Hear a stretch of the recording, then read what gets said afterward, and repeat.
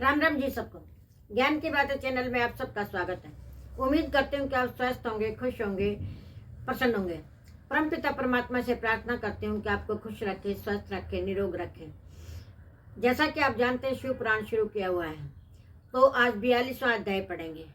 और कई लोग सब्सक्राइब करते हैं, लेकिन कई पढ़ लेते हैं लेकिन करते नहीं है। सब्सक्राइब किया करो, और समय नहीं है तो फोन में चलाकर छोड़ दो। इससे पॉजिटिविटी आती है, नेगेटिविटी दूर होती है। 42वां अध्याय। श्री राम बोले, देवी, प्राचीन काल में एक समय परम श्रेष्ठ भगवान शंभु ने अपने प्रातपर धाम में विश्वकर्मा को बुलाकर उनके द्वारा अपनी गौशाला में एक रमणीय वन बनवाया, जो बहुत ही विस्तृत था।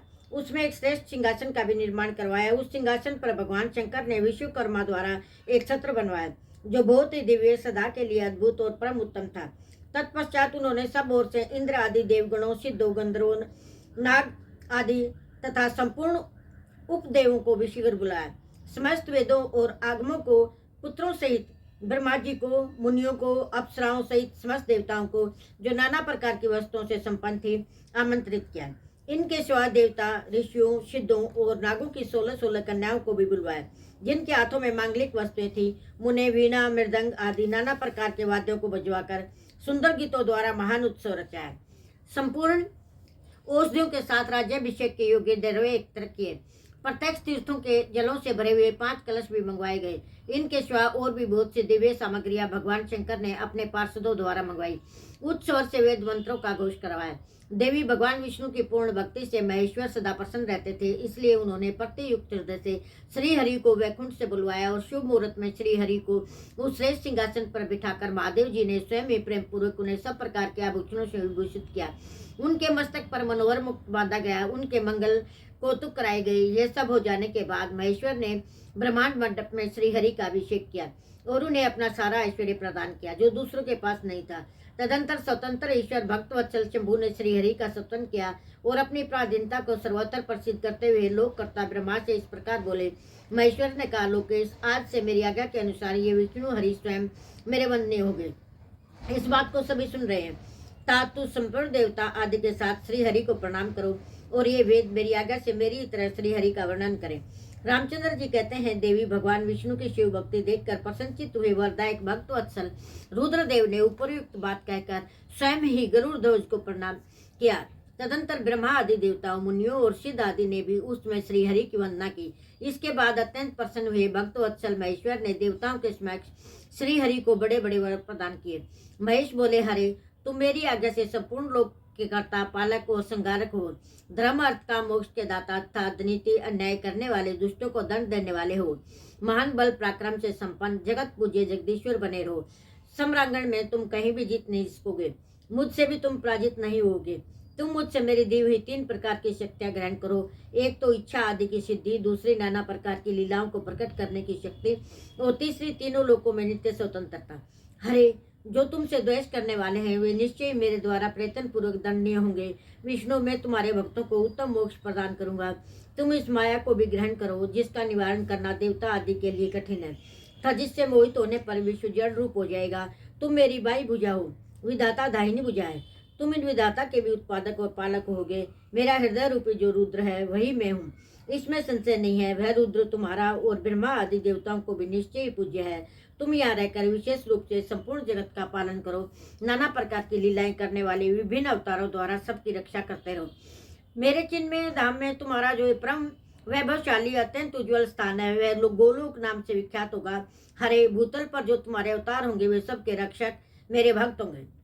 मैं उनका अवश्य दर्शन करूंगा, वे मेरे वर से सदा प्रसन्न रहेंगे। रामचंद्र जी कहते हैं, देवी, इस प्रकार श्री हरि को अपना अखंड ऐश्वर्य सौंपकर उमा वल्लभ भगवान हर स्वयं कैलाश पर्वत पर रहते हुए अपने पार्षदों के साथ स्वच्छंद क्रीड़ा करते हैं।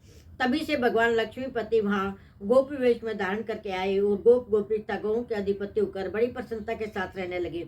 वे श्री विष्णु प्रसन्नचित हो समस्त जगत की रक्षा करने लगे। वे शिव की आज्ञा से नाना प्रकार के अवतार ग्रहण करके जगत का पालन करते हैं। इस समय वे ही श्री हरि भगवान शंकर की आज्ञा से 4 भाइयों के रूप में अवतीर्ण हुए। उन 4 भाइयों में सबसे बड़ा मैं राम हूँ, दूसरा भरत, तीसरा लक्ष्मण, चौथे भाई शत्रुघ्न है। देवी में पिता की आज्ञा से सीता और लक्ष्मण के साथ वन में आया था। यहाँ किसी निशाचर ने मेरी पत्नी सीता को हर लिया। मैं विरही होकर भाई के साथ इस वन में अपनी प्रिया का अन्वेषण करता हूँ। जब आपका दर्शन प्राप्त हो गया तब श्रोता मेरा कुशल मंगल ही होगा। माँ सती, आपकी कृपा से ऐसा होने में कोई संदेह नहीं। देवी, निश्चय ही आपकी ओर से मुझे सीता की प्राप्ति विषय एक वर प्राप्त होगा। आपके अनुग्रह से उस दुख देने वाले पापी राक्षस को मारकर मैं सीता को अवश्य प्राप्त करूंगा। आज मेरा महान सौभाग्य है जो आप दोनों ने मुझ पर कृपा की। जिस पर आप दोनों दयालु हो जाएं वह पुरुष धन्य और श्रेष्ठ है। इस प्रकार बहुत सी बातें कहकर कल्याणमयी सती देवी को प्रणाम करके रघुकुल शिरोमणि श्री राम उनकी आज्ञा से वो वन में विचरने लगे। पवित्र हृदय वाले श्री राम की बात सुनकर सती मन ही मन शिव भक्ति प्रायण रघुनाथ जी की प्रशंसा करती हुई बहुत प्रसन्न हुई, पर अपने कर्म को याद करके उनके मन में बड़ा शोक हुआ। उनकी अंग कांति फीकी पड़ गई। उदास होकर शिव जी के पास लौटी। मार्ग में जाती हुई देवी सती बार बार चिंता करने लगी। मैंने भगवान शिव की बात नहीं मानी और श्री राम के प्रति कुत्सित बुद्धि कर ली। अब शंकर जी के पास जाकर उन्हें क्या उत्तर दूंगी। इस प्रकार बार बार विचार करके उन्हें उसमें बड़ा पश्चाताप हुआ। शिव के समीप जाकर सती ने उन्हें मन ही मन प्रणाम किया। उनके मुख पर विषाद छा रहा था। वे शोक से व्याकुल हो निश्चित हो रही थी। सती को दुख देख भगवान हर ने उनका कुशल समाचार पूछा। प्रेम पूर्वक कहा, तुमने किस प्रकार परीक्षा ली। उनकी यह बात सुन सती मस्तक झुकाए उनके पास खड़ी होगी। उनका मन शोक और विषाद में डूबा हुआ था। भगवान महेश्वर ने ध्यान लगाकर सती का सारा चरित्र जान लिया और उन्हें मन से त्याग दिया। वे धर्म का प्रतिपालन करने वाले परमेश्वर शिव ने पहले की हुई प्रतिज्ञा को नष्ट नहीं होने दिया। सती का मन से त्याग करके वे अपने निवास भूत कैलाश पर्वत पर चले गए। मार्ग में महेश्वर और सती को सुनाते हुए आकाशवाणी बोली, परमेश्वर तुम धन्य हो, तुम्हारी ये प्रतिज्ञा भी धन्य है। तीनों लोकों में तुम्हारे जैसा महायोगी और महाप्रभु दूसरा कोई नहीं। वह आकाशवाणी सुनकर देवी सती की कांति फीकी पड़ गई। उन्होंने भगवान शिव से पूछा, नाथ मेरे परमेश्वर, आपने कौन सी प्रतिज्ञा की है, बताइए। सती के इस प्रकार पूछने पर उनका हित चाहने वाले प्रभु ने पहले अपने विवाह के विषय में भगवान विष्णु के सामने जो प्रतिज्ञा की थी उसे नहीं बताया। उन्हें उस समय सती ने अपने प्राण वाला पति भगवान शिव का ध्यान करके उस समस्त कारण को जान दिया जिससे उनकी प्रियतम ने उन्हें त्याग दिया। शंभू ने मेरा त्याग कर दिया। इस बात को जानकर दक्ष कन्या सती शीघ्र ही अत्यंत शोक में डूब गई और बार बार सिसकने लगी। सती के मनोभाव को जानकर शिव ने उनके लिए जो प्रतिज्ञा की थी उसे गुप्त रखा और दूसरी दूसरी कथाएं कहने लगे। नाना प्रकार की कथाएं कहते हुए सती के साथ कैलाश पे जा पहुंचे। श्रेष्ठ आसन पर स्थित हो चित्त वृत्तियों के निरोध पूर्वक समाधि लगाकर अपने स्वरूप का ध्यान करने लगे। सती मन में अत्यंत विषाद ले अपने धाम में रहने लगी। मुने शिवा और शिव के उस चरित्र को कोई नहीं जानता। माँ मुने स्वेच्छा से शरीर धारण करके लोक लीला का अनुसरण करने वाले उन दोनों प्रभुओं को इस प्रकार वहां रहते हुए दीर्घ काल व्यतीत हो गया। तत्पश्चात उत्तम लीला करने वाले महादेव जी ने ध्यान तोड़ा। यह जानकर जगदम्बा सती वहां आई।